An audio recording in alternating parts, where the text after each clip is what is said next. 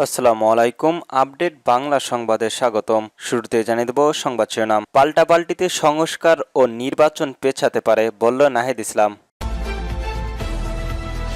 এবার শাপলা নয়, শাপলার কলি নিতেই রাজি হলো এনসিপি, কিন্তু সংশোধন আরপিও বহাল রাখার দাবি।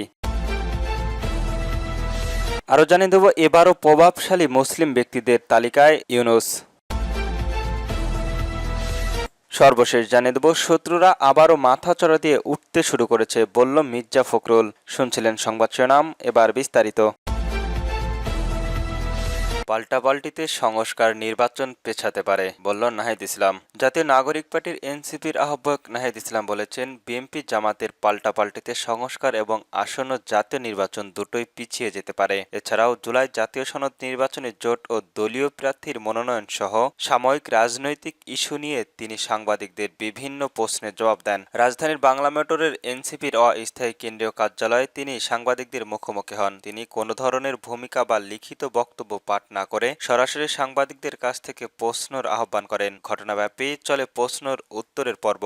শুরুতেই এক সাংবাদিক জুলাই জাতীয় সনদ নিয়ে বিদ্যমান রাজনৈতিক বিশৃঙ্খলার পরিস্থিতি নিয়ে প্রশ্ন করেন। জবাবে নাহিদ ইসলাম বলেন, বিএনপির ঐক্যমত কমিশনের শুরু থেকেই মৌলিক বিষয়গুলো নোট অব ডিসেন্ট দিয়ে বিরোধিতা করার চেষ্টা করছে। ফলে সংস্কারের পক্ষে তারা কতটুকু আছে এ বিষয়ে জনগণের ভেতর প্রশ্ন রয়েছে। অন্যদিকে জামায়াতের কার্যক্রমে মনে হচ্ছে নির্বাচন পেছানোর কোনো দুর্বিসিদ্ধান্ত রয়েছে তাদের। গণভোট নিয়ে দ্বন্দ্ব অপ্রয়োজনীয় মন্তব্য করে তিনি বলেন, গণভোট আগে হবে না নির্বাচন হবে এ নিয়ে বিএনপি ও জামাত আবারও একটা দ্বন্দ্ব চলে গিয়েছে। উচ্চকক্ষে পিয়ার, দুই কক্ষের পিয়ারের দাবি এনে ইস্যুকে ঘুরিয়ে দেওয়ার একটি চেষ্টা চালানো হয়েছে। জুলাই সনদ স্বাক্ষরিত প্রসঙ্গে তিনি বলেন, আজকে জুলাই সনদ নিয়ে প্রতারণা করা হচ্ছে, অথচ আমরা যখন স্বাক্ষর অনুষ্ঠানে গেলাম না তখন প্রধান এই সনদের দাবিটা করেছিল তারা। সনদে স্বাক্ষর না করলে তাদের কাছে মনে হয় তারা জাতির সঙ্গে প্রতারণা বা অনৈক্য করছে। ফলে জাতীয় অনৈক্য জুলাই সনদ যেদিন স্বাক্ষরিত হয়েছে সেই দিনই হয়েছিল। যারা বাছবিচার ছাড়াই জুলাই জাতীয় সনদে স্বাক্ষর করেছে তারাই জাতির সঙ্গে প্রতারণা করেছে। এনসিপির এ নেতা বলেন, গণভোট আমরা নির্বাচনের দিনও করতে পারি,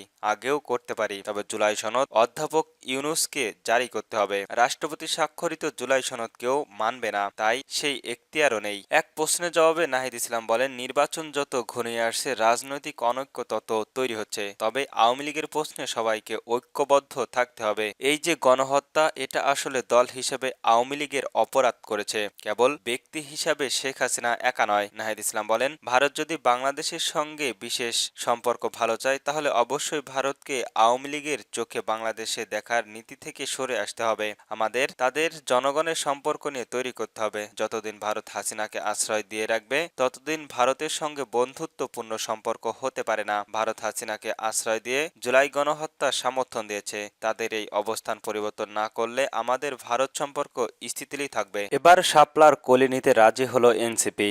সংশোধিত আপিল বহাল রাখার দাবি। শাপলার প্রতীকের জন্য অনড় অবস্থা থেকে সরে এসেছে জাতীয় নাগরিক পার্টি এনসিপি। দলটির জাতীয় নির্বাচন কমিশনের শাপলা প্রতীকের পরিবর্তে শাপলার কলি প্রতীক নিতে রাজি হয়েছে। নির্বাচন কমিশনের দেওয়া শাপলার সাদা শাপলা ও শাপলার কলি প্রতীক চেয়ে এনসিপি এদিন নির্বাচনের ভবনের প্রধান নির্বাচন কমিশনারের এস এম নাসির উদ্দিনের সঙ্গে সাক্ষাৎ করে এই দলের অবস্থান জানিয়েছেন দলটির নেতারা। একই সঙ্গে সংশোধিত গণপ্রতিনিধিত্বর আদেশ বহাল রাখার দাবি জানিয়েছে তারা। বৈঠক শেষে এনসিপি সমন্বয়ক নাসির উদ্দিন পাটোয়ারি বলেন, আমরা শাপলার কলি নিচ্ছি। জাতীয় নাগরিক পার্টির নেতাকর্মী এবং দেশের মানুষকে আমরা আহ্বান জানিয়েছি, আপনারা নির্বাচনের প্রস্তুতি নিন। আমরা ৩০০ আসনের প্রার্থী দেব। আমরা শাপলার কলি নেব, তবে শাপলা কেন দেওয়া হয় না সে ব্যাখ্যাও আমরা এখনো পাইনি। প্রতীকের বিষয়ে তিনি বলেন, ইসি নতুন কিছু প্রতীক অন্তর্ভুক্ত করেছেন। এখানে আমরা শাপলার কলি নামে একটা প্রতীক রেখেছি। আমার পছন্দের তালিকার প্রথমে রেখেছি শাপলা, দ্বিতীয়তে রেখেছি সাদা শাপলা, তৃতীয় হলো শাপলার কলি। তিনি আরো বলেন, জাতীয় যে স্বার্থে রয়েছে পুরো দেশে রাজনীতির যে পরিস্থিতি সেখানে দেশব্যাপীর মধ্যে আমরা শাপলা নিয়ে কিছু পজিটিভ সাড়া পেয়েছি। এটা শাপলা ছিল, এখানে আরো এক ধাপ এগিয়ে হলো শাপলার কলি, অর্থাৎ শাপলা আছে কলিও আছে। জাতীয় সংসদ নির্বাচনকে সামনে রেখে শাপলার কলি সহ ২০টি প্রতীক যুক্ত করার বিধিমালা সংশোধন করেছে ইসি। এ বিষয়ে নাসির উদ্দিন পাটোয়ারি বলেন, আমরা একটা পজিটিভ নিয়ে তাদের আহ্বান জানিয়েছি যে দ্রুত গতিতে যাতে এনসিপি এনসিপির নিবন্ধন প্রতিক্রিয়া সম্পূর্ণ করে, যেন আমরা মাঠের প্রতীক নিয়ে যেতে পারি। আগামীতে ইনশাল্লাহ ধানের শীষ এবং শাপলার কলি হাড্ডাহাড্ডি লড়াই হবে। এবারও প্রভাবশালী মুসলিম ব্যক্তিদের তালিকায় ইউনূস। প্রতি বছরের মতো 2026 সালের জন্য বিশ্বের সবচেয়ে প্রভাবশালী 500 মুসলিম ব্যক্তির তালিকায় প্রকাশ করেছেন জর্ডান ভিত্তিক গবেষণা প্রতিষ্ঠান the royal Islamic studies centre. The Muslim 500 থেকে 500 ইনফ্লুয়েন্সিং মুসলিম 2026 শিরোনামের তালিকায় প্রথম কাতারের আমির, দ্বিতীয় মুফতি তাকি উসমানী। এর পরের স্থান পেয়েছেন অন্তর্বর্তীকালীন সরকার প্রধান উপদেষ্টা প্রফেসর মোহাম্মদ ইউনূস। প্রকাশিত তালিকা অনুযায়ী মোহাম্মদ ইউনূস বিশ্বের প্রভাবশালী ব্যক্তিদের মধ্যে 50তম স্থানে রয়েছেন। তালিকায় তাকে বাংলাদেশের অন্তর্বর্তীকালীন প্রধানমন্ত্রী হিসাবে উল্লেখ করা হয়। আবেদনের পর বলা হয়েছে, এবছরের শীর্ষ তালিকায় রয়েছেন কাতারের আমির শেখ তামিম বিন আলহাদ আল থানি। দ্বিতীয় স্থানে রয়েছেন পাকিস্তানের প্রখ্যাত মুফতি ও ইসলামী স্কলার শেখ মোহাম্মদ তাকি উসমানী এবং তৃতীয় স্থানে রয়েছেন ইয়েমেন মুফতি আলেম শেখ হাবিবি ওমর বিন হাফিজ। এবারও তালিকার 5মতম স্থানে বাংলাদেশের অন্তর্বর্তীকালীন সরকারের প্রধান উপদেষ্টা মোহাম্মদ ইউনূসের নাম অন্তর্ভুক্ত রয়েছে। গত বছরে তিনি ওই তালিকায় 50তম অবস্থান ছিলেন। ধর্মীয় চিন্তাভাবনা ও রাজনৈতিক নেতৃত্ব থেকে গুরুত্ব করে শিল্প ও সাংস্কৃতিক পর্যন্ত বিভিন্ন ক্ষেত্রে গভীরভাবে অবদান রাখে এবং নিজের দেশ ও দেশের বাইরে মুসলমান সম্প্রদায়ের উল্লেখযোগ্যভাবে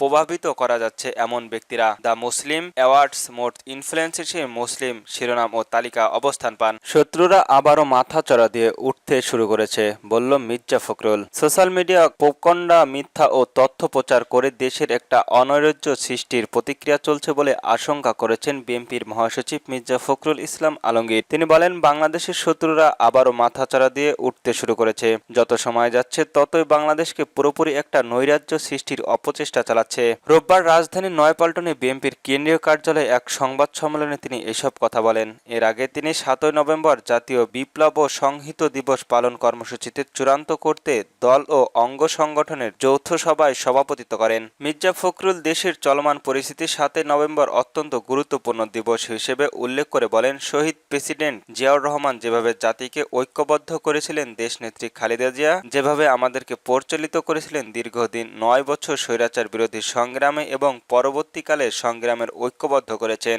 একইভাবে আমরা দেখেছি আমাদের নেতা তারেক রহমান সেই সুদূর লন্ডন থেকে দেশকে ঐক্যবদ্ধ করার চেষ্টা করছেন, জাতীয় ঐক্যবদ্ধ করার কাজ করে চলেছেন, আমাদের দলকে পরিচালিত করার এবং জাতিকে নতুন আশা যোগাচ্ছেন। 1975 সালের 7 নভেম্বর প্রেক্ষাপট ও জিয়াউর রহমানের রাষ্ট্রের দায়িত্বের আশার পটভূমি তুলে ধরেন মির্জা ফখরুল। বলেন, তার সেই শাসনের দেশের একটা কর্মযজ্ঞে নেমে পড়েছিল, সর্বজন উদ্দীপনা সৃষ্টি করেছিল। দুর্ভাগ্যজনকভাবে শহীদ জিয়া প্রেসিডেন্ট জিয়াউর রহমানকে আবার সেই বাংলাদেশের শত্রুরা নির্মমভাবে চট্টগ্রামের সার্কিট হাউসে হত্যা করে এবং হত্যার মধ্য দিয়ে আবারও সেই দিন একটা কালো হত্যার সূচনা হয়। বিএনপির মহাসচিব জিয়ার প্রেসিডেন্ট রহমান বাংলাদেশের জাতীয়বাদী যে দর্শন দিয়ে গিয়েছিল, সেই দর্শন কখনো পরাজিত হতে পারে না। সেই জন্য বিএনপি কখনো পরাজিত হয়নি, বারবার জেগে উঠেছে। একবার সেই ধ্বংস স্তূপ থেকে ফিনিক্স পাখির মতো বিএনপি জেগে উঠেছে।